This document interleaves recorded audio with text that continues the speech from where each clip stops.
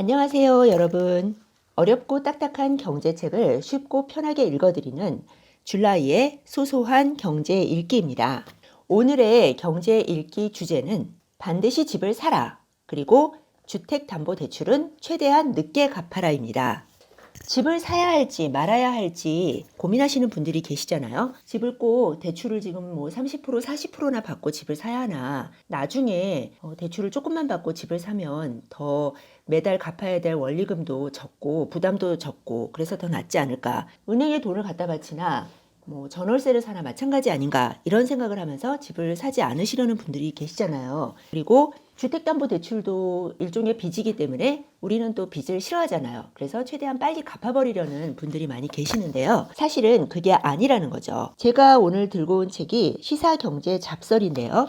이 책의 저자인 캡틴 K는 그 두 가지 이야기가 전부 말도 안 된다, 사실이 아니다, 반드시 집은 사야 되고 주택담보대출은 최대한 늦게 갚아야 한다 라고 이야기를 합니다. 캡틴 K에 대해서 자세히 설명을 드리자면 아주 젊은 분은 아니에요. IMF 외환위기 당시에 실직을 하고 전업투자의 길로 들어선 다음에 성공도 하고 실패를 반복하다가 성공 궤도에 올랐다고 하니까 나이는 좀 되실 것 같고요. 그래서 조금 더 믿음이 가는 부분도 있습니다. 다음 카카오의 브런치에 글을 연재를 했는데 그 글이 인기를 얻어서 책도 내게 됐고요. 대표적인 저서로는 시사경제 잡설 2016년 2월에 나왔죠. 그리고 시사경제 독설 2016년 12월에 나온 이 두 책이 있습니다. 제가 오늘 들고 온 책은 2016년 2월에 나온 시사경제 잡설이고요. 그 중에서 반드시 집은 사야 하고 주택담보대출은 늦게 갚는 게 나은 이유, 이 부분을 읽어드리면서 또 설명을 드리려고 합니다. 리스크를 관리하자며 비관론을 펼치는 사람들은 흔히 대출을 그렇게 많이 받으면 매달 은행에 갖다 바칠 돈이 도대체 얼마야? 그 돈으로 그냥 월세 사는 거나 마찬가지 아닌가? 자기 여력이 되면 사는 거고, 아니면 돈이 별로 없으면 차라리 돈을 모으면서 전세, 월세를 사는 게 오히려 이득이야, 이렇게 이야기한다. 과연 맞는 말일까? 단연코 아니다. 그런 비관론이나 서민의 생각은 경제와 금융을 전혀 모르고 하는 소리다. 첫째, 자본주의 체제에서 전월세를 살아서는 절대로 부자가 될 수 없다. 땅은 부의 원천이다. 산업혁명을 거치고 정보화 시대로 넘어왔다 해도 변함없는 진실은 자기가 소유하는 공간이 곧 부를 상징하고 자산 형성의 근본이라는 것이다. 땅을 소유하지 못할지라도 집은 마련해야 한다. 쓸모있는 땅이나 사람이 거주하고 싶어하는 집은 현재 가치를 잘 반영하여 종이에 불과한 돈의 위험성을 벗어나게 해준다. 곧 실물 자산이란 소리다. 둘째, 장기 고정금리 대출로 내 집을 마련한 후에 은행에 돈을 갚는 것과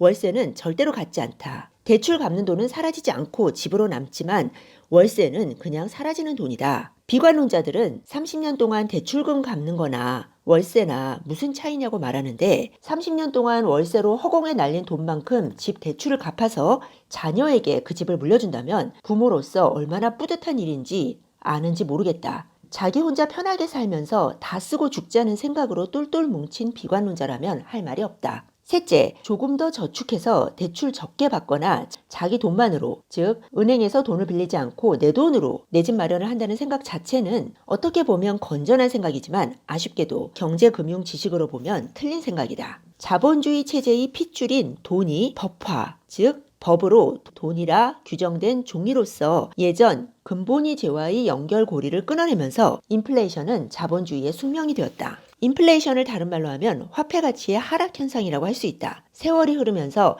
앞 세대보다 더 많은 돈을 찍어내지 않으면 자본주의는 유지될 수 없다. 지금 현대 자본주의가 사실 종이 돈을 찍어냄으로써 유지되는 그런 체제라는 거고요. 그 우리가 경험상 매년 물가가 오르고 화폐의 실물 가치가 떨어지고 또 자산 가치는 그 화폐에 떨어지는 가치만큼을 반영해서 자산 가치는 매년 올라가는 사실에서 우리가 알 수가 있습니다. 현실에서도 배짱이처럼 낭창하게 확 질러 대출받아 집 산 사람들이 개미처럼 열심히 전세 월세 살면서 한 푼 두 푼 모은 사람들에 비해 재산 가치가 더 불어난 게 사실이다. 사실 이 이유들의 핵심은 바로 인플레이션이다. 인플레이션을 지렛대로 사용해서 내 집 마련을 하는 것이 우리 자본주의 체제에서 살아가는 사람으로서 기본적으로 가져야 할 경제 금융 상식이다. 예, 여기서 캡틴 K가 예를 하나 드는데요. 2015년 11월 TVN에서 방송에서 인기를 끈 드라마 응답하라 1988에서 서울 강남구 대치동의 음마아파트 이야기가 나온다.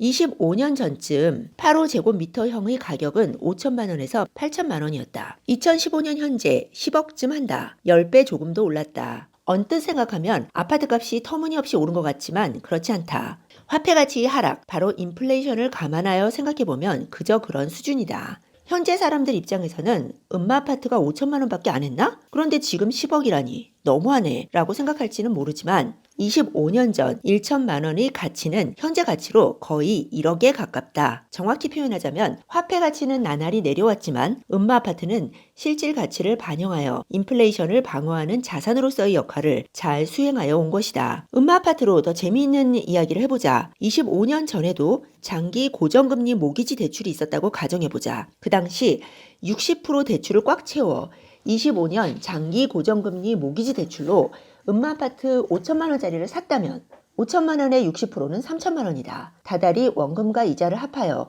25년을 갚아왔다면 시간이 지날수록 갚기가 쉬워졌을까? 어려워졌을까? 처음 5년에서 7년 정도는 소득 대비 매월 갚아야 할 돈이 버거웠겠지만 10년, 20년이 지나면서 소득은 물가 상승률과 인플레이션을 반영하여 조금씩 올라가고 대출 금액의 액면 가치 및 실질 가치는 25년 전 수준 그대로이므로 점점 갚아나가는 부담이 줄어들 수밖에 없다. 갚아야 할 돈의 액면가는 그대로인데 화폐 가치 하락으로 실질 가치가 내려가니 부담이 경감되는 것이다. 사실 제가 이런 것을 경험하고 있는데요. 17년 전쯤에 종신보험을 들었어요. 그게 시간이 지나면서 점점 부담이 없더라고요. 그리고 최근에 종신보험을 드는 젊은 사람들 얘기를 들어보니까 그러니까 똑같은 보장을 받으려면 한 1억 원 정도의 보장을 받으려면 한 30만 원 가까이 돈을 내야 된다고 하더라고요. 이게 화폐 가치가 점점 하락하니까 고정적으로 내야 될 돈을 길게 묶어두면 오랜 시간에 걸쳐 돈을 갚아나가는 그런 형태가 되면 부담이 줄어든다는 것이죠. 그런데 뭐 1억 원을 타봤자 지금은 그게 가정을 보장해주는 그런 액수도 아니죠. 그 가치가 떨어졌죠. 그런데 집은 그렇지가 않잖아요. 집은 옛날에 뭐 30년 만기 대출을 받아서 집을 샀으면 매달 들어가야 될 돈은 어느 정도 고정적인데 긴 대출을 받았으니까. 그런데 그 집의 가치는 그 화폐 가치 하락을 반영해서 물가 상승률을 반영해서 뭐 몇 배, 뭐 많게는 뭐 10배, 20배 이렇게 올라 있겠죠. 네, 계속 읽어드리겠습니다. 우리가 부동산 매매를 하다 보면 원분양 아파트에 10년 이상 쭉 한 주인이 살아온 집에 2, 300만 원의 작은 대출금이 남아있는 것을 종종 보는데 젊은 사람들은 그런 작은 대출금이 남아있는 것을 보고 왜 빨리 안 갚지? 이자만 자꾸 내야 하고 소리였을 텐데 얼마 남지도 않았구만 이라는 생각을 하며 늙은 집주인을 가여운 시선으로 바라보지만 알고 보면 그 젊은 사람들은 세상 경험이 짧아 어리석은 생각을 하는 것이다. 대출 금액의 액면 및 실질 가치를 대출 낼 당시 수준으로 묶어버리는 장기 고정금리 대출의 장점을 생각해 보아야 한다. 25년 전 3천만 원이라는 대출을 지렛대로 사용하여 25년 후 10억이라는 자산을 거머쥔 것이다. 투기나 투자가 아닌 실거주를 위한 내 집 마련 시에는 작은 금리 차이에 연연할 게 아니라 장기 고정금리로 몇 년까지 가능하고 왜냐하면 최장기로 받아야 하니까요. 내 소득 대비 5년에서 7년 정도 기간 인플레이션 효과가 발생할 시기라는 것이죠. 5년 내지 7년 동안은 조금 부담이 되잖아요. 그런데 그 이후에는 부담이 안 되니까 부담이 되는 시기 동안 내가 과연 그것을 감당할 수 있을까를 따지는 것이 우선이다. 결국 서민들이 내 집 마련 대출 실행 시 현재 자신의 소득이나 집값을 기준하여 화폐 액면가나 실질 가치를 적용 계산하여 금리 차이에 연연해야 하거나 어릴 때 배운 빚은 빨리 갚아야 한다. 빚은 없어야 한다라는 상식대로 이자를 많이 내고 손해라고 생각해서 대출 기간을 짧게 잡아서 저금리에 대출 잘 받았다고 생각하는 것은 경제와 금융을 조금만 아는 사람들이 본다면 우스운 일이다. 내 집 마련을 위한 대출 실행 시에는 현재 돈 가치보다는 미래의 돈 가치를 기준해서 생각해야 한다.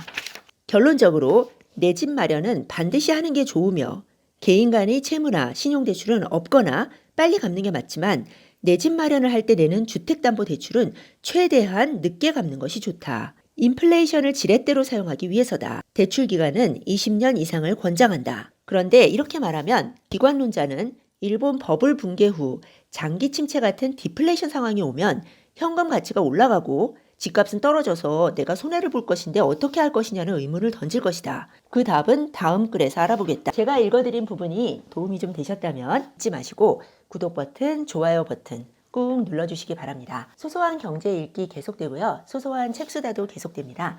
여러분들에게 도움이 될 책을 엄선해서 성실하게 소개해 드리겠습니다. 네, 감사합니다.